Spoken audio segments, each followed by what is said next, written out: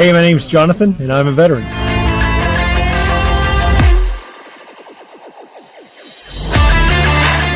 Hi, my name is Daryl, and I'm a veteran.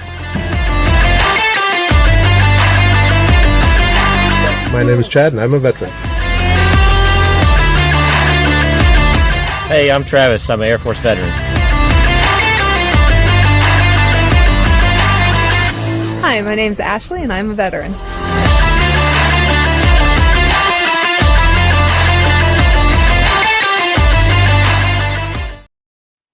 Well, hello, everybody. Happy Sunday to you. Hopefully, everybody's doing well and enjoying their weekend with loved ones and friends. So, I have a wonderful guest in the wings waiting to come on stage. But first, I wanted to go through a couple things. So, I have a book here by Dr. Robert L. Elliott. He is a retired major in the U.S. Army, citizen soldier, and it looks like I'm a little backwards, but we'll get that fixed here shortly. And then also we have from Major James Blackwell in the U.S. Army, also retired, and he was a CNN military affairs analyst, Thunder in the Desert. We have also several of books that have been autographed, as well as these two, for our giveaway when we hit our 500 subscribers. So if you haven't already, please go out, subscribe, and be sure at the end of the show, make sure to like it as well, and then comment. We love to see the comments. I'm pretty vigilant in making sure I respond to every single comment. So that is greatly appreciated. We want to hit that milestone. We're getting awfully close, so I'm getting pretty excited about that. Also, a hip hop artist. If you like hip hop, check out Theory, and that's TH, the number 3, the number 0, RY. He is a hip hop artist that signed to Big Homies Records. And he's the owner and CEO of From the Bottom LLC. And great music, great person, and he's becoming a really good friend. If you haven't already checked out Veteran Voice Radio, you can do that. There are 2 separate veteran stations. One is Semper Country, and truthfully, I can't remember the second one, but one obviously is all country, but the music is all written by our veterans. So you can go check them out, Veteran Voice Radio. And then Mind Overland. If you like overlanding, go check them out, mindoverland.org.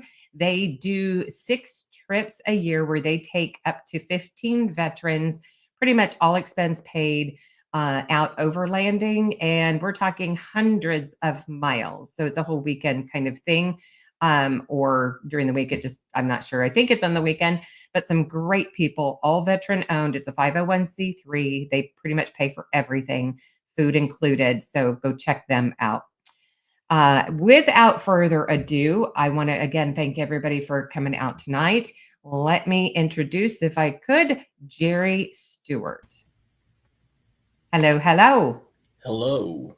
How are you today? I am good. How are you? I'm doing great. I really appreciate you taking the time to come join me tonight. Thank you for having me. And if anybody's out there watching, feel free to jump on the chats. Angry Sarge, welcome. Yes, I do. I shout out everybody. It's who I am. So there you go, Angry Sarge. Great guy, also an Army vet. So, and he has a channel out there, so you should go look up Angry Sarge if you're interested on that. Great guy. So I always start off by inquiring about who Jerry Stewart was, in this instance, as a child. As a child? As a child. Tell me all about you. I am the oldest of 3 boys. Okay. From a small town in Michigan called Stanton. Okay. All right. Grew up on a farm. Oh, farm boy. Yes. Okay. Graduated high school in 95. Left. Were you in any sports? I was in band. You were in band. Okay. Hey, Ron, thank you so much for coming out. Appreciate it. And Angry Sarge, by the way, says thank you for coming on to share your story. Well, thank you. So you were in band. What instrument did you play? The trumpet. The trumpet. The Yes. trumpet is good. Almost as good as the saxophone, but very good. Well, my daughter plays the trombone, so Wow. That thing's massive. yes. So yeah.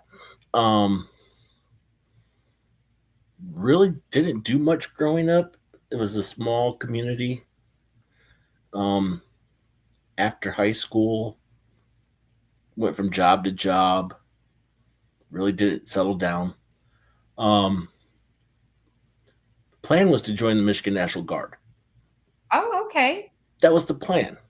But Did your come to find- know this? huh? Did your folks know this? Yeah. Like Yeah. when I was 27 is when I was planning on joining the National Guard. Oh, goodness. Okay. Not So were you Yeah, were you studious in school? Did you like school? Were you smart? No, I hated school. Hated school. Okay. All right. Yeah, so And went so to join you the National Guard. Oh my gosh. Go ahead. Went to join the National Guard. Found out that when I was 5, I had pneumonia. And the way they treated me, if I catch it again, it could kill me. So I had to get a medical waiver. Oh, wow. Well, the state surgeon for the National Guard was TDY, so I ended up going active duty. And it was only going to be for 4 years and then go back home to the National Guard. Yeah. Like 17 years later, I finally left active duty. No, 13 Wow. years later, I left active duty. Moved to Tennessee with a wife and 3 kids and joined the Tennessee National Guard for 4 years. Wow. Well, let's go back a little bit. Ron, by the way, says, Jerry, thank you for your service and for joining in. Thanks, Ron. So, okay. You're 27. You decide you're going to join the military, specifically the National Guard. Obviously, you go all in active. And my question then is what it was like for you, because you hadn't played sports, right? And so what was it like for you mentally when you first get to basic training?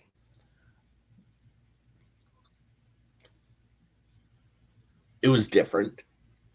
I was the oldest, You were yeah, okay, I could see that. or close to it.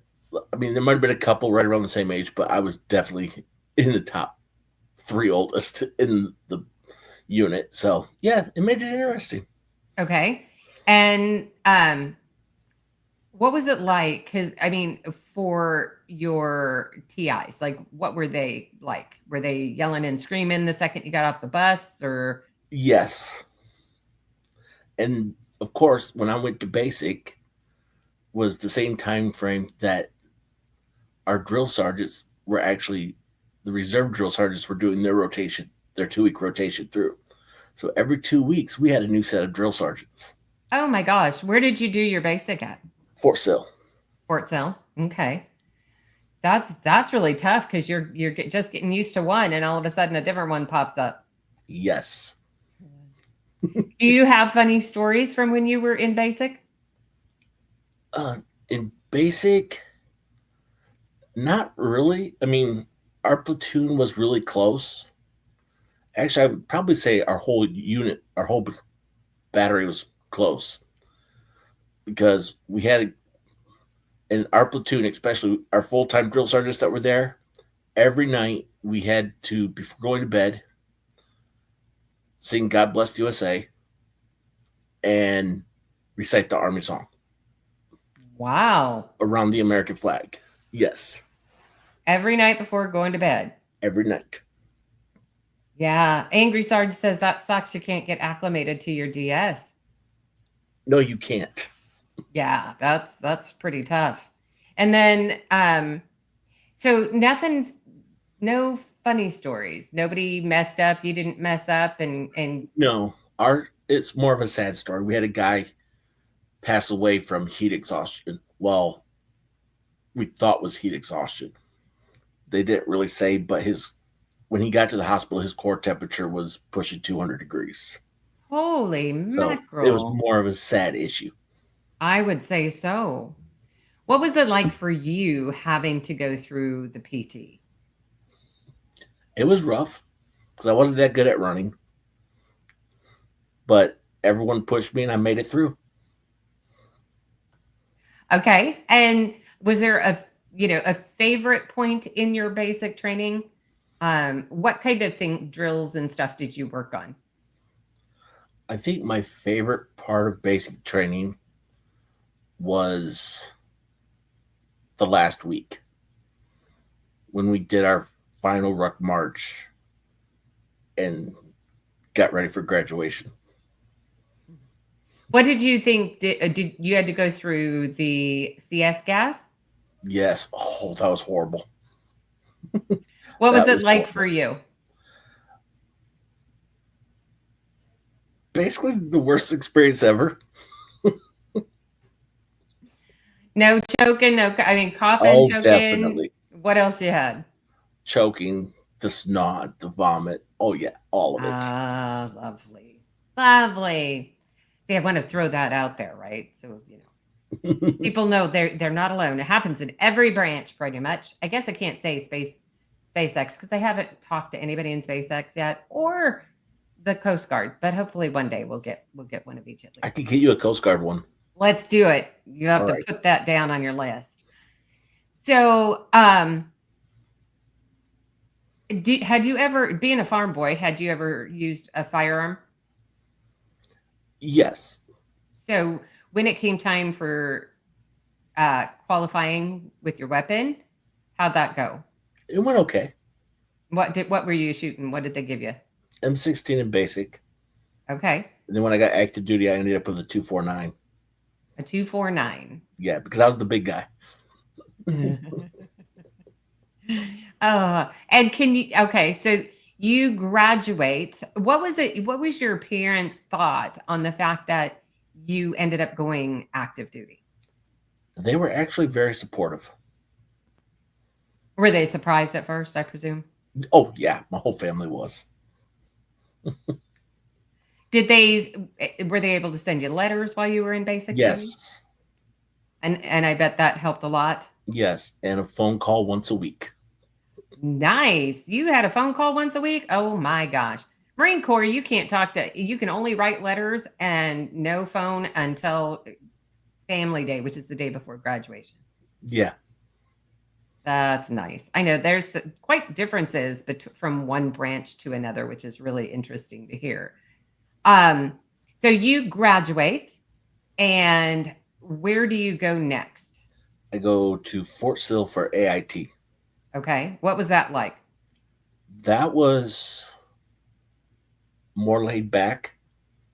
We had our drill sergeants still, but they were only there like at night and on weekends. During the day, when we're in classes, we had our instructors. What was your MOS? 14 Tango, Patriot Which- Missile Launcher Operator Maintainer. Wow, that's a mouthful. Yes, it is. Basically, I drove a Hemet, which is a big truck, with a 76-foot trailer with a generator and missiles on the back. 76-foot trailer? Yes. Holy cow. That's crazy. That's like 20 foot longer than a semi. Yeah. Because we had the gooseneck and all that, yeah. That's nuts. And then, so what was it that they were teaching you in AIT? So with the launcher part, we had to learn about the system. Then we had to learn to drive the truck and pull the trailer. Then we had to learn how to do a missile reload. Okay, so in AIT, did you get to launch any? No. No, they did not give us real missiles in AIT. You never know. That would have been a bad idea. Right? I know. But, at least good to know that they were, monitoring and making sure everybody had the right stuff. So you go and you join and you're in AIT. Are you getting nervous at all once you've got this MOS? And by the way, what was it that made you decide to go that route? Because the only other MOS I was offered was a fuel truck driver. And at that time, they were hauling a lot of fuel into Iraq, and they were getting attacked. And I was like, I'm not driving a big truck full of explosive fuel into Iraq. But you did but you didn't even have the opportunity to go infantry, or did you? And just I didn't want infantry. Okay. Which is perfectly fine. But I understand not wanting to take a time bomb into Iraq. Yeah. So from AIT, where did you go? I stayed at Fort Bliss. Okay. How long did you stay? I was there that time. So let's say I graduated AIT in 04. November of 05, I went to Korea for a year. Oh, what was that like? Different. Different how? The culture was different. But I was on an Air Force base. Picture. So the weather over there in the summer, humid, tropical, Florida, hurricanes. Nice. And in the winter, Michigan. Really? They have snow like that? They are on the same parallel as Michigan. I never would have guessed that. I guess I never paid attention. Yeah. So geography I'm really bad at, and math, just in case anybody wants to know that. The terrain. Picture driving on I-40 going up into the Cumberland Mountains, Cumberland Plateau. Oh, wow. That was the countryside. And for those of you who don't know, it is pretty darn steep. Yes. And it's quite windy and yes. And because there's been days where I drive, because I used to drive a concrete truck here in Middle Tennessee, so I'd be driving up towards Cookeville in the mornings, and there'd be that fog, and that's what South Korea was like. Interesting. Angry Sarge says, how many people can say they loaded missiles? All the 14 Tangos. Well, there's that. What happened once you got done there in Korea? Where Went did you back go? to Bliss. Okay. Oh, before going to Korea, I met my wife and got married and ended up with a stepdaughter. While I was in Korea, my son was born. Wow. So, yeah. Did you get to come home? I did come home on leave when he was born. Nice. Came back from Korea, went back to Bliss. Then my youngest daughter was born about 9 months after I got back. Then I went to the Middle East for 15 months. Wow. So where did you go? I was in Qatar. Qatar. Okay. We were doing air defense. And the original mission was providing air defense for a big soccer tournament. And then they just decided to leave us over there. How'd the soccer tournament go? That was before I got there. Oh. That was for another unit was over there, and then we relieved them. Okay. All right. They decided, hey, let's just leave air defense in place.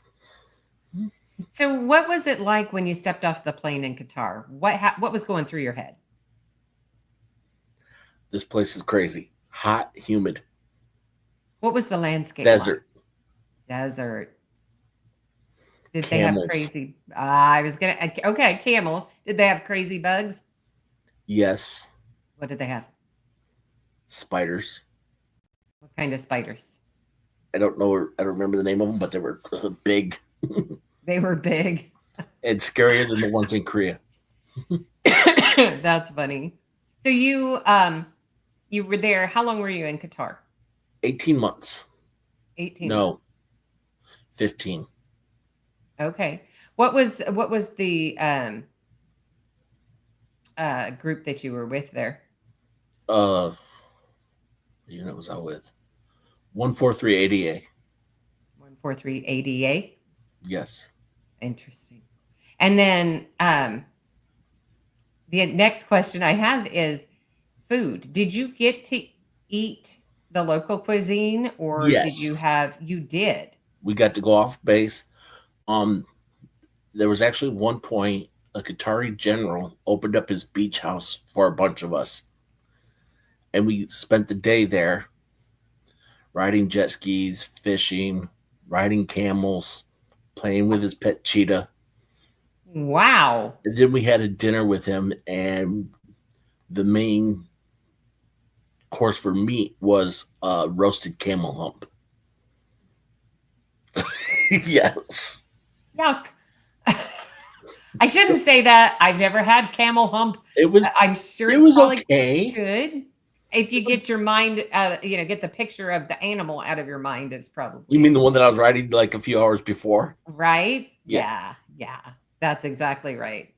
Um, and did you get to then outside of the general? Did you get to interact with the locals? What was that Yes, like? we got to go to the malls and go out in town and stuff too. So What did they think of you, of Americans being over there? they didn't really react to us.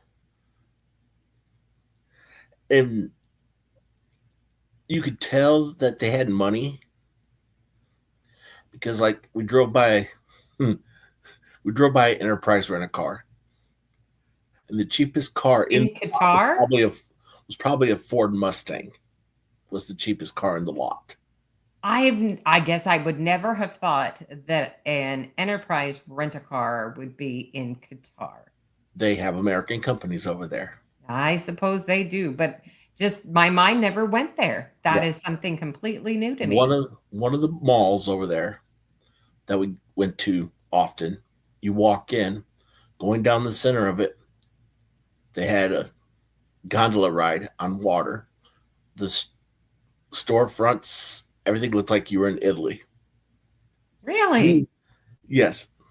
And then you go over to another part of the mall, and it's the gold wing, and they had gold nuggets in the floor.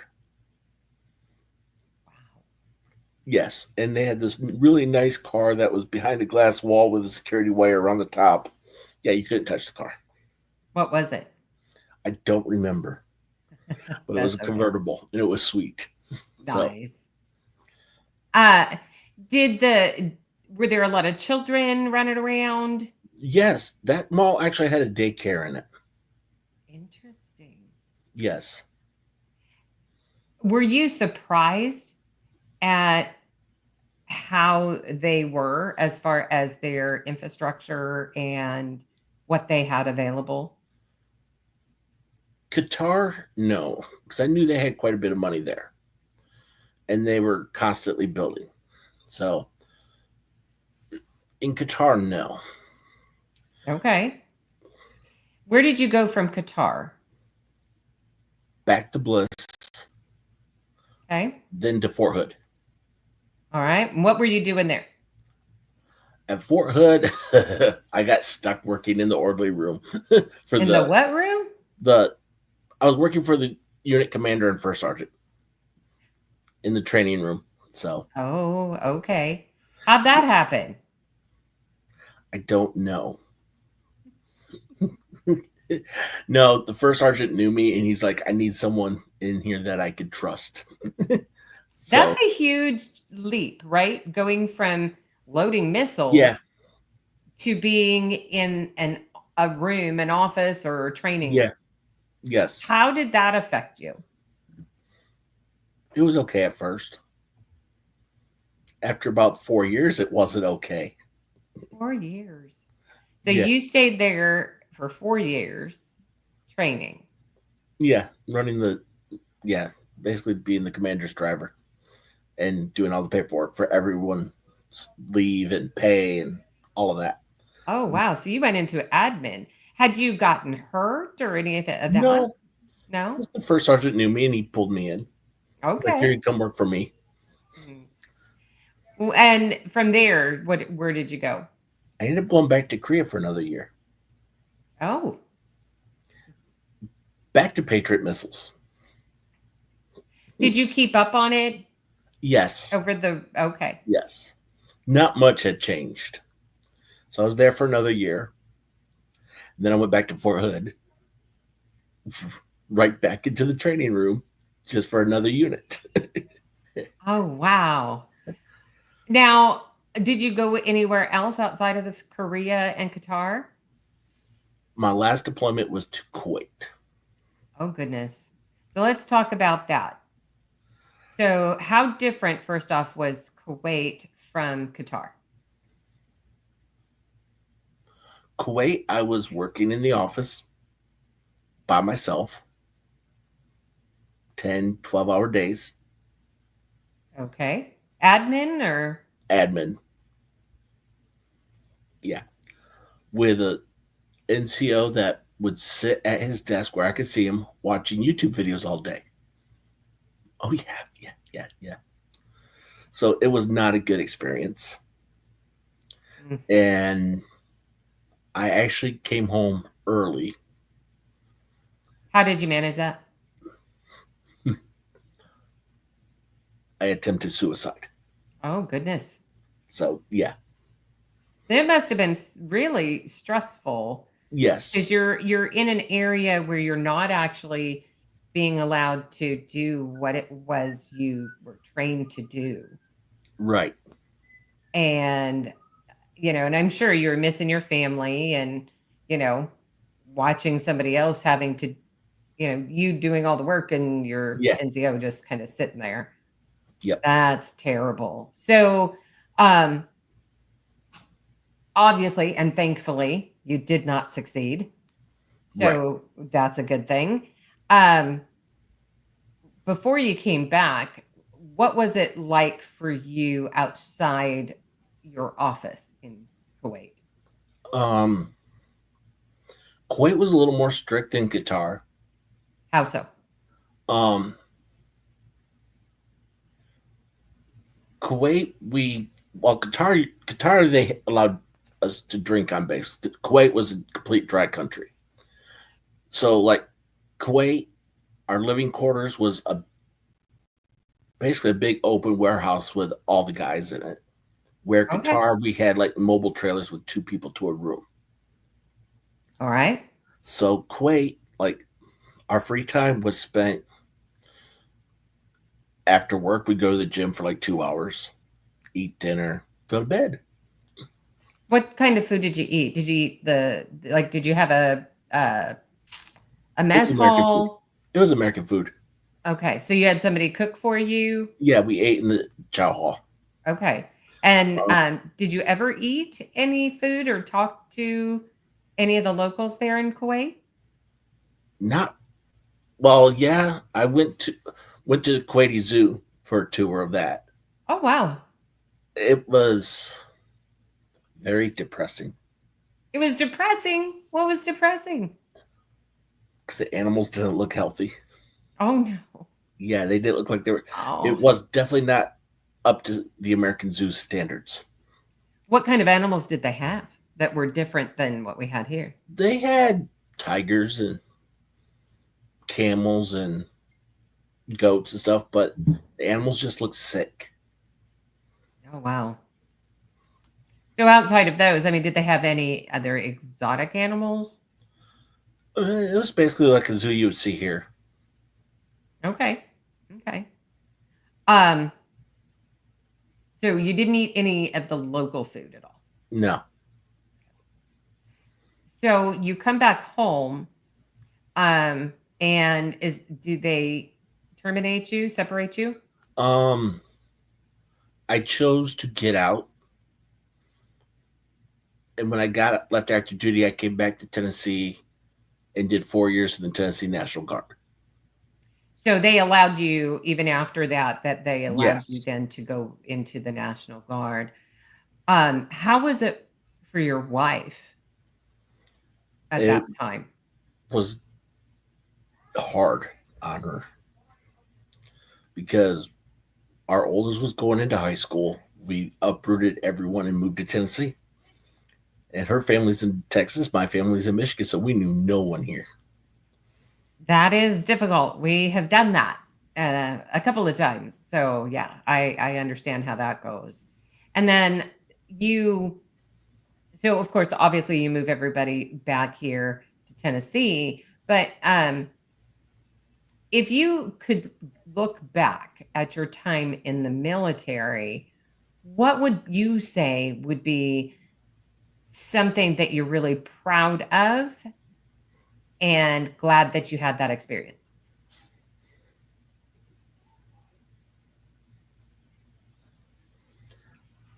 I think I would have to say the last time I was in Korea that year, because I was trusted enough to be put into leadership roles by the platoon sergeant and trusted enough to like not do maintenance on the missiles, but to do their weekly checks to make sure they're still and do those reports and stuff. So I'd say the last time I was in Korea was the best time. What kind of leadership roles did they put you in while you were there? They had me as Outside of squad the leader, Squad or SWAT? squad Squad. for a Squad while. leader. Okay, nice. Um, Now, when you come home, how old is your youngest at this point when you come home? When I came home from Kuwait, she was 5 or 6. Wow. Looking back, if you could change anything in your time as active duty, what would it be?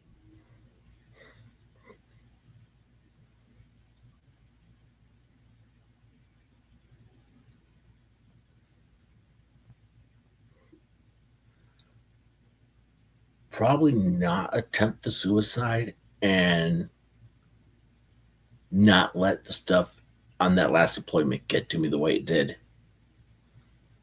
Did you ever seek counseling or? On that deployment, every time I tried to go ask for counseling, I always got told if I was to get mental help that I would get sent home.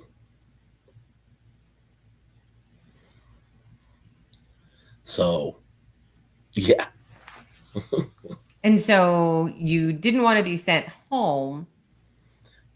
No, they were just putting up roadblocks to keep me from getting the help. They didn't want me to come home. Goodness. But in the long run, after I attempted suicide, they sent me home. Goodness gracious. That's difficult. And I know that, several people that I've talked with, several veterans have said, just that stigma alone of asking for help, it's always frowned upon Yes. by the military. The hope is that, the military has learned from their mistakes in some aspects, and that being one of them, that there's less of a stigma for mental health, because it's becoming more and more prevalent that, people need that. Um, Both, I know, like so I have 2 Marine sons, veterans. And my oldest, I know he was encouraged at times to seek counseling, be it either from the chaplain or, going and talking to a healthcare provider that they had, So, that's at least a positive in my mind, right? Yes. So when you you went into the National Guard for 4 years. What were you thinking about there? What was that like? Wow. Talk about a culture shock. Nothing like active duty. I mean, you went from living your life in the military every day to 1 weekend a month, 2 weeks a year. I ended up joining an MP unit as a mechanic. Did you know anything about mechanics prior to that? Well, here's the interesting part. Being active duty, we were required to do maintenance on our vehicles. Even if we were not a mechanic, we had to do the oil changes. We had to do all the services on it. So yeah, I picked up some on Humvees and stuff. Okay. It wasn't that bad. And So yeah, it was a culture shock because I was used to the way things were on active duty. So like when an MP came to me and told me about a headlight being out on a Humvee, I handed him the light because that was the operator's job on active duty to replace the headlight. They're like, how do we do that? Like no one showed them how to change a headlight ever. Interesting. But I could see where you would go from, assuming that they would handle that. So they didn't give you direction that, No. you would be the one to have to do it. Oh, no, I didn't do it. I let them do it. I just showed them how to. That's good, though. That's a good thing, I think, Yeah. because it teaches them to be a little bit more adept in their own vehicle and how Yeah. to fix things if it goes Yeah. wrong when they're nowhere near somebody to do it for them. Yeah.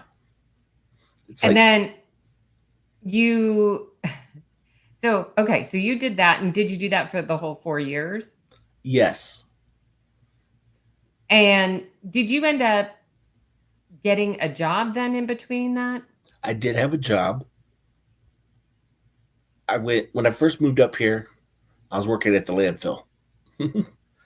Went from Okay. there, worked for the city for a little bit as a mechanic. Then I started driving a concrete truck. All right. Because obviously your training in driving the tractor with Right. and stuff that correlates into a civilian job. Yes.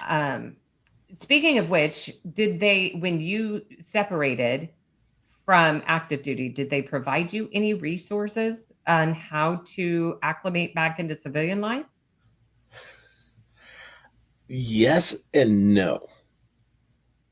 They have what they call the TAPS program. It's a week long of courses, and it's supposed to help you write a resume and stuff, but it's not very good. What's not good about it? Like they don't give you all the information you need.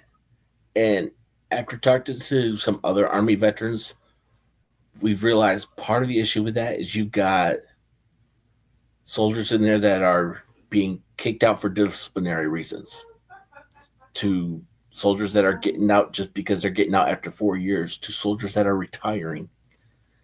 Like it's just a generalized thing. So it's kind of they're trying to do a one size fits all. Right. And it doesn't fit all. Right. That's a really good point to make too, and maybe something that at some point they can work on doing, I because know there is organizations out there that are trying to get involved with the Army and with other branches in helping soldiers and military members transition out. and I do know, obviously there's a ton of 501c3s, the nonprofits out there, and several work directly with the military because they're former veterans themselves, or they're veterans, former military service personnel. But I know, I kind of agree with that anytime, at least nowadays, you have your legal holds, you have your mental holds, and Yeah. then you have, the medical holds, as well as those who have been in, as you said, a short period of time, or even been there for, 20 years or more. So I agree. I think it would need to be kind of streamlined for the time that they were in. Yeah. Because how was it when you first got out? But even knowing you were going to join the National Guard, but it's only 1 weekend a month. What happened? How soon did you first join the National Guard after you got out? I signed my contract with the National Guard before I basically left active duty. So Okay. I knew as soon as I got to Tennessee, I was going to be in the National Guard. Now, the plan was to stay in Texas until the kids got out of school for the summer. So we got a short-term rental down there. I was out. I had left active duty. I would say I had been out for about almost 2 months trying to apply for jobs up here in Tennessee, not getting any hits. So finally, Me and the wife discussed it. It was decided that I would come up here, move into a short-term stay hotel or long stay hotel room, and look for a job and look for a house while I was at it. Yeah. Which paid off because I was able to get a job. Talk about a fun drive. I had a 72 Chevy C10. Oh, wow. Nothing worked right on it, but I drove it all the way from Fort Hood. That's funny. Well, you end up, so, I mean, what was your mindset like not being able to get a job right away? Frustrated, irritated, realizing I couldn't support my family. And that had to be really difficult. Yes. So I like the fact that, your job had been, that you did when you went into the National Guard, that it did kind of correlate with what your MOS was in active duty, as far as being able to, work on the vehicles and stuff. But were there any other things that you were able to take from your active duty into civilian life and the workforce?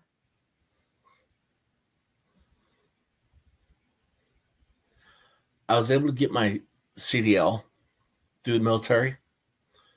So I was able to get the job driving the concrete truck, which is where I spent, I think, once I got there, I felt comfortable.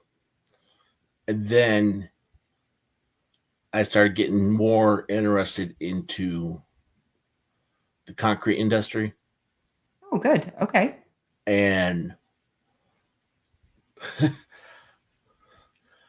seeing how things worked as a driver of a concrete truck, I wanted to get into like the quality control, the production side of it.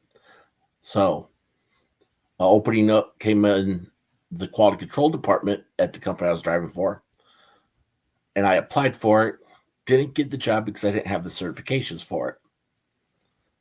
And that's where I'm at today. I am currently enrolled as a full-time student at MTSU in the concrete program.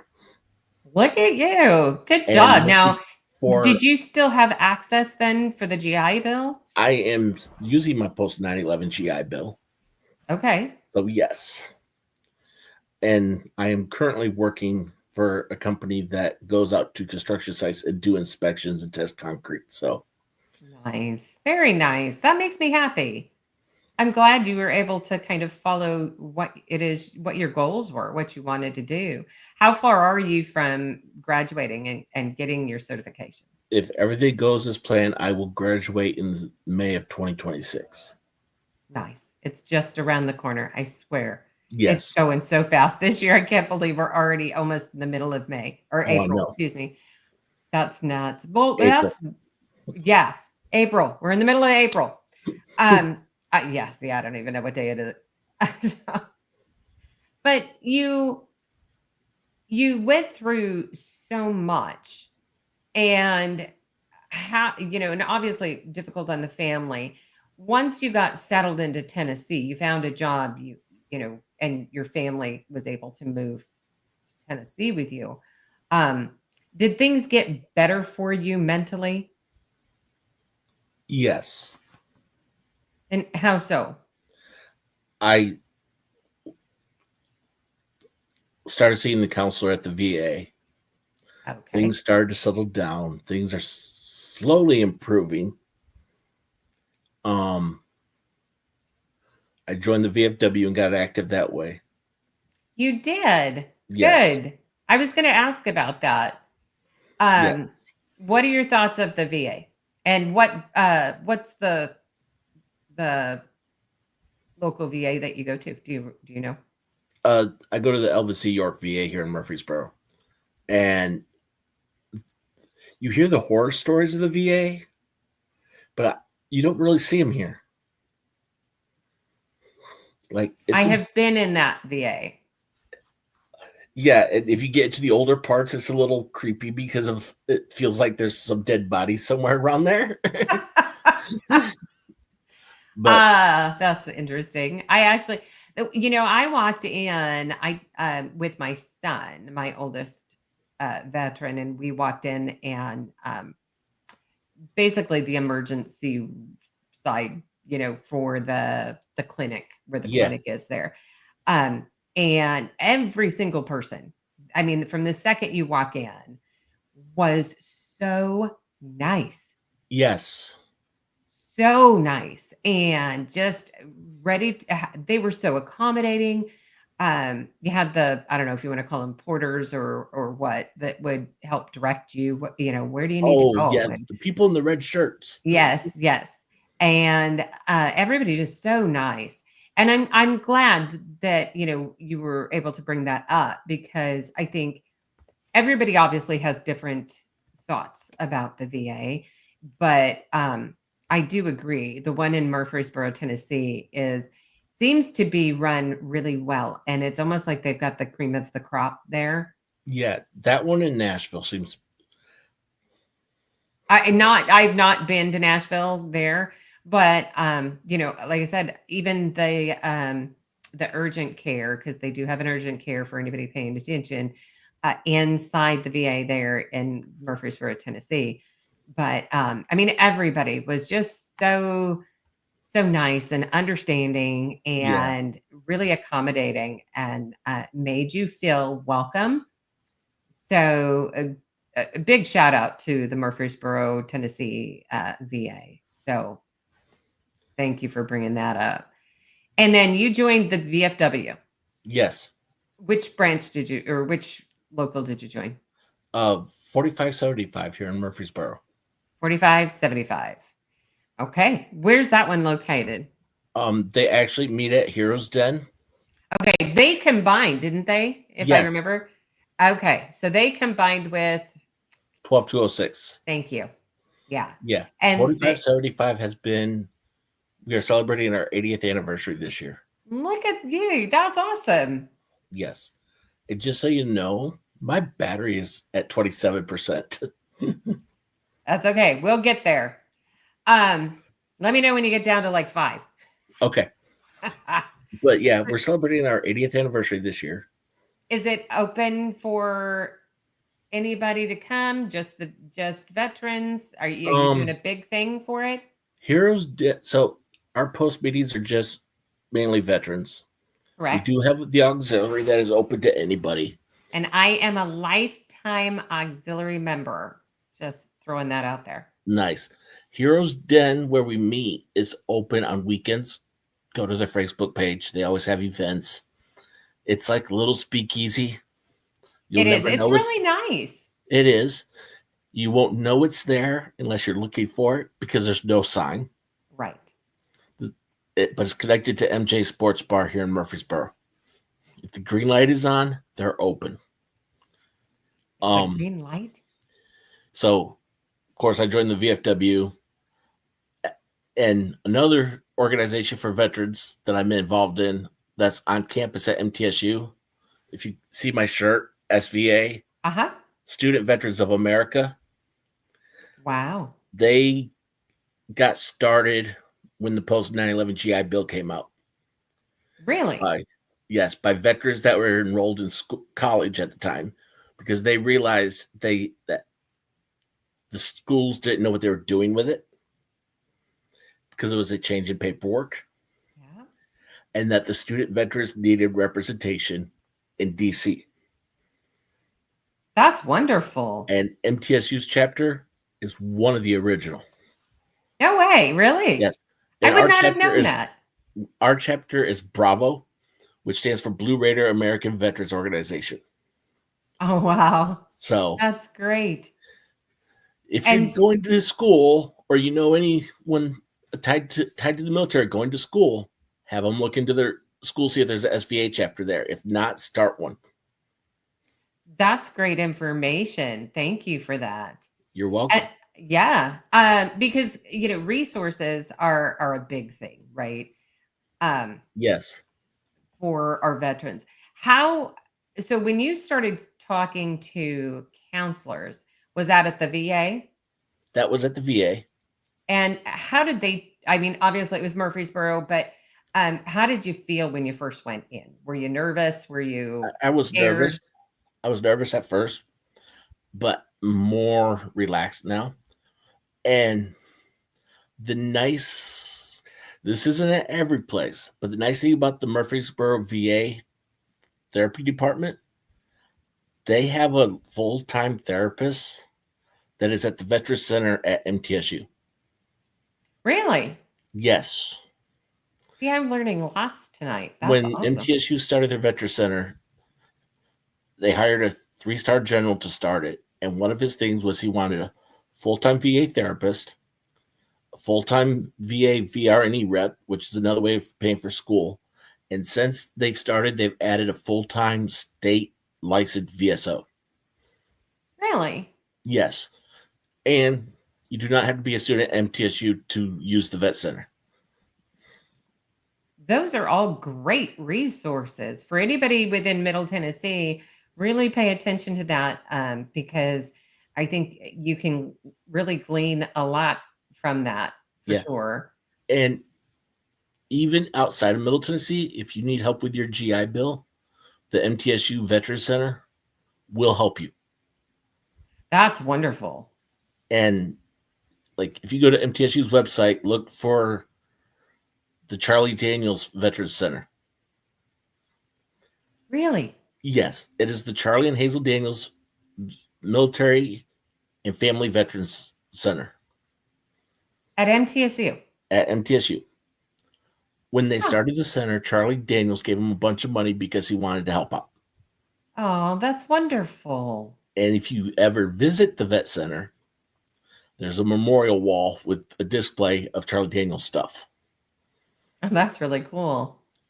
Yes, and we are the only campus with a fallen military memorial on campus. Wow. And it's evident you're very passionate about this, and I think that's yes. wonderful. So, since getting involved with the VFW and the SBA, how are you feeling mentally? Because it seems like you're really integrating yourself more with people and starting I to am spread the doing word. good mentally. And my big thing, especially with SVA and at MTSU, my first semester there, we actually had a student vet commit suicide. Oh, goodness. So, and then that's the next semester is when I became the chapter president of the SVA chapter. And my goal while I'm there is not to have another student vet commit suicide. That's a great goal. That's an absolutely wonderful goal. Are you familiar with any of the nonprofits within Middle Tennessee?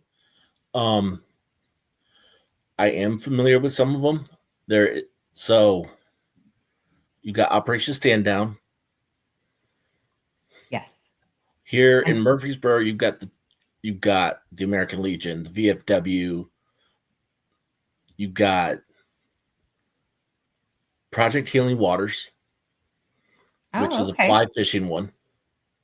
Oh, right. You know, I think I met them You probably have. at the Veterans Day event that was in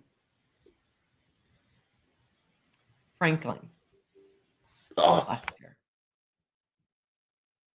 I think that was it. Can you hear me? Jerry, can you hear me? I see ya, but you're frozen. So I don't know that if you've died or not as far as your battery, but we'll hang tight for a minute. So for anybody interested, operationsong.org. And then we have Operation Stand Down as well. So, and again, they are strictly Middle Tennessee and they go from basically the state border to state border, just, north and south and all of Middle Tennessee. A great group of people there as well. So I want to give a shout out again. Thank you to Jerry for popping in. and telling his story. So we forgive him because his battery died. That's never easy. I know he is, kind of trying. He found an area that was kind of peaceful, but looks like he's popped back in. So hold tight for me here. There he is. Yeah. Hello, hello. Hello. I just jumped on my phone. Okay, no worries. If you can hold it still, there we go. Good, good. So I was just telling him, just talking about going through some of the other um 501c3s. And I know I talked about at the beginning at the introduction, we've got mindoverland.org, and that is open to every veteran across the United States who likes to do overlanding, has the big, the Jeeps or the big trucks that like to go over rocks and all sorts of stuff. So there's that. There is, gosh, there are just so many of them that are out there. Some of the other ones I know of, Woods Viking. Did They you own a say barbershop here in town, but they also take veterans hunting, and they raise money for Soldier's Child Foundation. what's it called again? Woods Viking. I'm gonna look it up and put it in the Okay. chat. Another one is, this one's in Shelbyville, which is right down the road, of course. Cooking with a Veteran. Really? Yes, he is a veteran. He has a YouTube channel, but he raises money and he buys gift cards to local grocery stores and gives them to veterans that are in need of that need help getting groceries. Wow. What's some of the other ones? Waypoint Vets.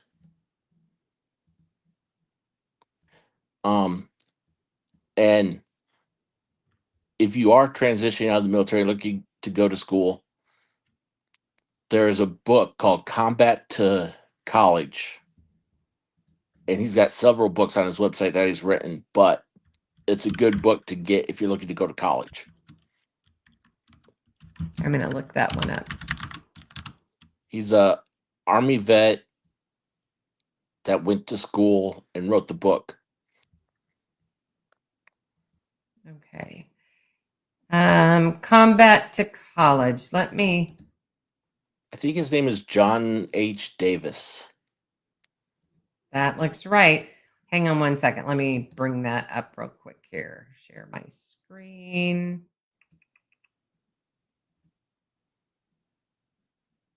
Maybe. There we go. Okay, can y'all That's see it. that?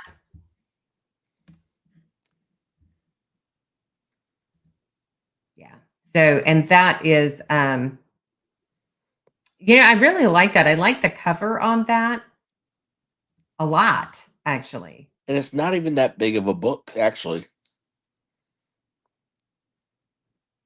Applying the military mentality to the classroom. I think that's great. So definitely something for anybody looking to go back to school, who has been, deployed in combat, coming back into civilian life and wanting to use that GI Bill. I'm assuming there's some pretty good tips in this. Yes. Let's see. The book for veterans who want to win the college battle. And that's true. It does talk about, utilizing unique skills and discipline gained by the military. Yep. I think that's great. Excellent. And you can get this book on Amazon, by the way, for anybody. Yes. And if you go to his website, he's got other books on there too. Nice. Have you met him at all or no? I have not met him, but I have talked to him. Nice. And if you are looking to go back to school, a website to look into, studentveterans.org is the SVA's national website. But they list all the schools that have a chapter. They list, but you can go in there, there's scholarships available through them. Like the one that I know of because I'm Army is Raytheon's got two $10,000 scholarships for the Army Oh, on wow. there. Yes, and they have the national conventions. They have the regional summits every year. Matter of fact, their national convention is coming up in January out in Colorado again. So Oh, good. Okay.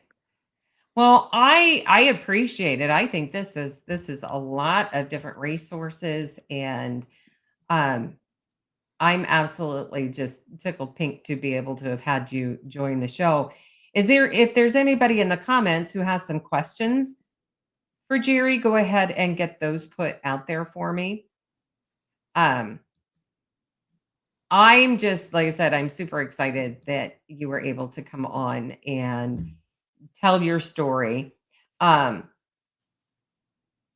for anybody interested in joining the military, regardless of branch, do you have any words of wisdom for them? don't be scared. Don't be scared. Yeah, Just do it. just do it. And same with going back to school. Don't be scared. And just take that leap. Yeah. That's good advice. Again, I want to thank you, Jerry, for coming on and having the conversation with me, sharing your story. And for anybody watching, if you haven't already, please, please, please hit that thumbs up button after the show, comment, definitely subscribe and hit the notification bell so you get notified each and every time we have a new guest on, which is Sunday nights at 6 p.m. However, that being said, next Sunday is Easter, so we are not going to be having a show. We're going to let all of the families enjoy their Easter Sunday, and regardless of what you do, but we don't want to interrupt any of that. So um, we will see. I don't have a guest yet for the Sunday following, so we're going to be looking for somebody to come on then. But again, I appreciate it. Thank you so much, Jerry. And if you want to hang tight for me for a few minutes, that would be great. All right. Okay. Well, everybody, you guys have a wonderful rest of the week. Thank you all for joining tonight. And we will see you not next week, but the following week.